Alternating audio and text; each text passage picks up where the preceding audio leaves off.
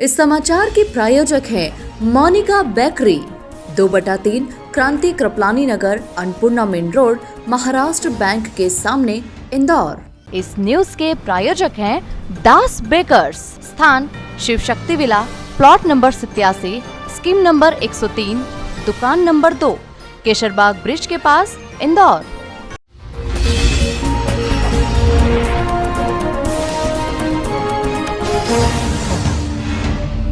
सातवीं बार देश में स्वच्छता के बाद शहर को ट्रैफिक में नंबर 1 बनाने की गंभीर पहल शुरू की जा चुकी है, जहां इसी कड़ी में शनिवार को इंदौर कलेक्टर कार्यालय पर पुलिस, परिवहन विभाग व नगर निगम के संयुक्त रूप से शहर के यातायात को सुगम बनाने के लिए रूट तय किए हैं। हालांकि राजवाड़ा क्षेत्र को नो ई रिक्शा जोन करने पर भी विचार करने की चर्चा बैठक में की गई है। बैठक के बाद ट्रैफिक डीसीपी मनीष अग्रवाल ने मीडिया से चर्चा में कहा कि इंदौर कलेक्टर कार्यालय में यातायात सुगमता को लेकर एक महत्वपूर्ण बैठक आयोजित की गई थी। बैठक में कैबिनेट मंत्री तुलसी सिलावट, सांसद शंकर लालवानी, महापौर पुष्यमित्र भार्गव व विधायक मधु वर्मा सहित अधिकारी मौजूद रहे। उन्होंने कहा कि ई रिक्शा, ऑटो, बस की संख्या जिस तरह से शहर में बढ़ रही है, जहां कई बार बस, ऑटो और ई रिक्शा में सवारी बैठाने को लेकर विवाद भी होते रहते हैं। इसी को देखते हुए बैठक में ई रिक्शा के 20 नए रूट बनने पर चर्चा की गई है, ताकि यातायात व यात्रियों को भी सुगमता हो। हालांकि ट्रैफिक डीसीपी मनीष अग्रवाल ने कहा कि चूंकि ई रिक्शा ट्रांसपोर्टेशन का महत्वपूर्ण अंग है, इसलिए वहां पर ई रिक्शा का रहना भी जरूरी है, लेकिन इसके रूट यदि तय हो जाते हैं तो इससे यातायात में भी आसानी होगी। फिलहाल 20 रूटों पर प्रस्ताव दिया गया है। चूंकि राजवाड़ा शहर का मुख्य बाजार है और वहां पर ई रिक्शा का दबाव सबसे अधिक होता है। हालांकि पार्किंग की व्यवस्था कृष्णापुरी छतरी पर की गई है, बावजूद इसके ई रिक्शा वहां से शिफ्ट करना काफी जरूरी है। फिलहाल इस पर विचार किया जा रहा है कि ई रिक्शा को वहां से हटाकर किस रूट पर भेजा जाए या उनकी एक संख्या तय कर राजवाड़ा क्षेत्र को ट्रैफिक से निजात मिल सके। वहीं शहर में लगातार प्रेशर वाहनों को लेकर भी यातायात पुलिस काम कर रही है, जिस पर उन्होंने कहा कि स्कूल, अस्पताल और ऐसे संस्थान जहां पर अत्यधिक तेज आवाज न हो, इस पर भी कार्यवाही पिछले कुछ वर्षों से की जा रही है। लेकिन शहर में अभी भी प्रेशर वाहन बड़ी संख्या में है, जिस पर एक बार फिर बड़ा अभियान कर बड़ी कार्यवाही शुरू की जाएगी। जहाँ सिटी बस को खड़ा होना चाहिए, वहाँ सिटी बस खड़ी नहीं हो रही है। हमने पहले भी प्लान बनाया था कि 50 मीटर या 100 मीटर चौराहे से पहले खड़ी हो, तो उससे फ़ायदा ये होगा कि जो लोग निकल रहे हैं चौराहे भी खाली होंगे और जो लोग निकल रहे हैं उनको कोई परेशानी नहीं होगी। उनको पता भी चल जाएगा कि ई रिक्शा हमें जो बस मिलेगी वो इसी स्थान से मिलेगी।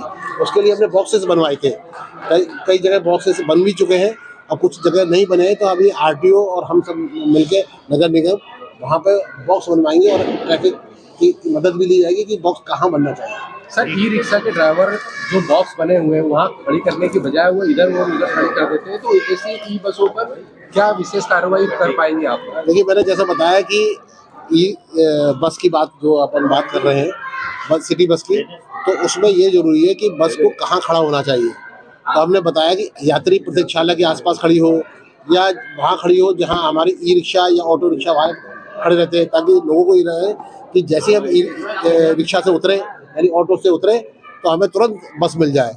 तो हम बस का वो निर्धारण जरूर करेंगे जहाँ से बस चलेगी और बस के लिए पर्याप्त संख्या में बॉक्सेस भी बनवाए जाएंगे। ई रिक्शा को लेकर शहर के अंदर जिस तरह से संख्या बढ़ रही है, उस तरह से जनता के बीच में बस जो संचालक हैं, ऑटो संचालक जितने भी हैं, उनको समस्या ये है कि साहब ई रिक्शा हर जगह दिखाई दे रहे हैं, उनके ई रिक्शा के रूट निर्धारित होने चाहिए।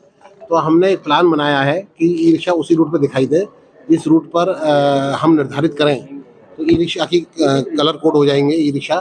तो उससे फ़ायदा ये होगा कि जनता को भी आसानी रहेगी और पब्लिक, चूँकि ट्रांसपोर्टेशन है इसलिए वहाँ पर ई रिक्शा का रहना भी ज़रूरी है।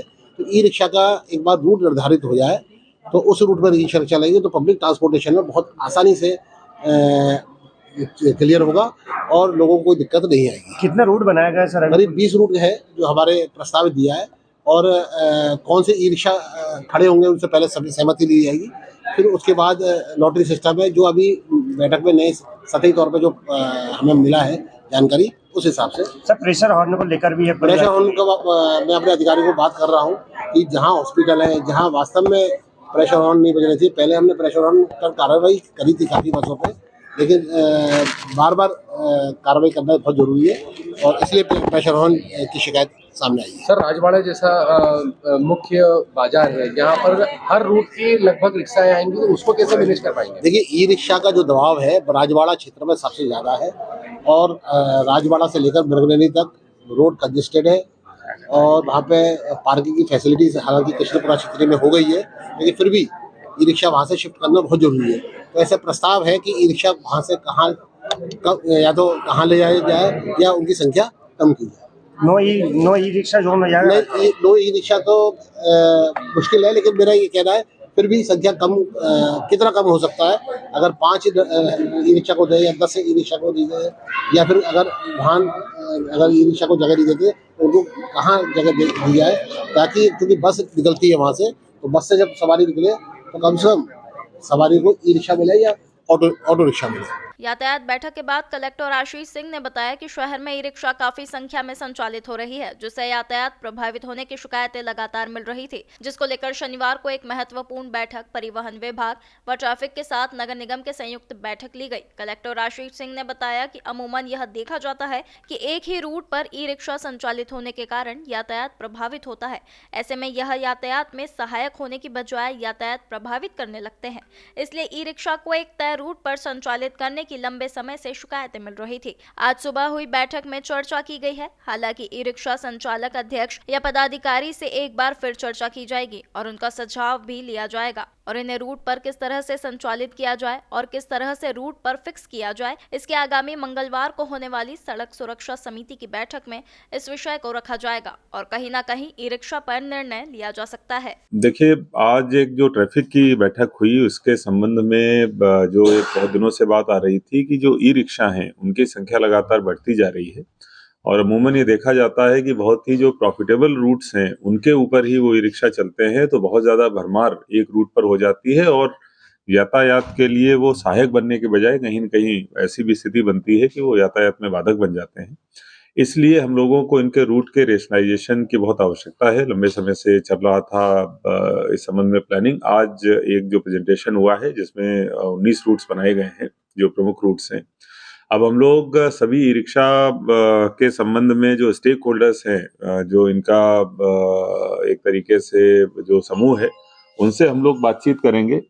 इनसे बातचीत करके हम लोग इस पे इनका सुझाव लेंगे। अगर रूट्स के संबंध में इनका कोई सुझाव होगा उसमें संशोधन करेंगे और इन रूट्स के ऊपर कैसे कैसे बांटा जाए, इसमें लॉटरी करी जाए या फिर एक रोटेशनल ढंग से अलग अलग लोगों को इसमें लगाया जाए, इस संबंध में बातचीत होगी। कलर कोडिंग के ऊपर बातचीत होगी, लेकिन कुल मिलाकर अब ई रिक्शास को रेगुलेट किया जाएगा, इनके रूट्स फिक्स किए जाएंगे और किसी भी विधि से इसमें इनको रूट्स को बांटकर उस पर इनका चलना अनिवार्य होगा।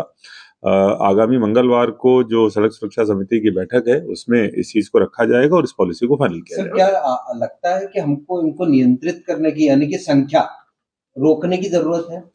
देखिए, ये भी एक विषय रहेगा जब परसों हम लोग बैठेंगे और उससे पहले ही इनके समूह के साथ बैठक करके हम लोग विचार करेंगे और विचार करके उस बैठक में निर्णय लेंगे। निश्चित रूप से संख्या बहुत तेजी से बढ़ी है।